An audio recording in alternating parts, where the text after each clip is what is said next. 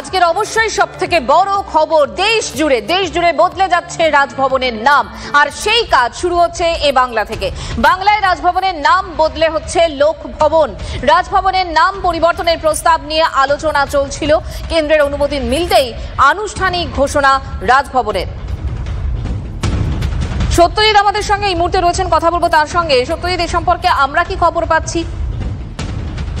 যেটুকু সূত্র মারফত বা রাজভবন সূত্রে আমরা যতটুকু জানতে পারছি যে এই লোকভবন করার জন্যই কার্যত বিভিন্ন রকমের আলোচনা চলছিল। তারপরে কেন্দ্রীয় মন্ত্রিসভায় সিদ্ধান্ত অনুযায়ী দেশের রাষ্ট্রপতির নির্দেশে আজ থেকে রাজভবনের নাম বদলে লোকভবন করা হয়েছে এবং পশ্চিমবঙ্গেই প্রথম সেই পথ চলা শুরু হয়েছে। পরবর্তীতে সারা দেশে তা কার্যকরী হবে এবং সে কারণের জন্যই আজকে রাজ্যপাল তিনি যেমন পোস্টারিং করলেন রাজভবনে। সেক্ষেত্রে আজকে থেকে আনুষ্ঠানিকভাবেই রাজভবনের নাম লোকভবন হয়ে গেল।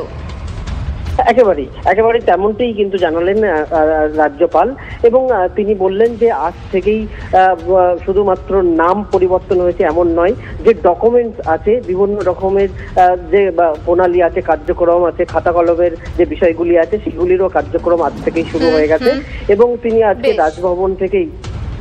ধন্যবাদ তোমাকে।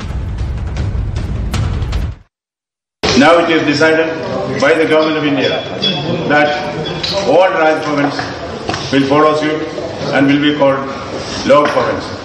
Accordingly, from today onwards, the official designations of this building, this edifice, will be Lok Bhavan, not Raj Bhavan. There is going to be a Lok Bhavan march today to announce this and to implement it in consultation with the people of the state. There will also be a regular program called Lok Charcha, in which the governor and the staff of Raj Bhavan will interact with the people.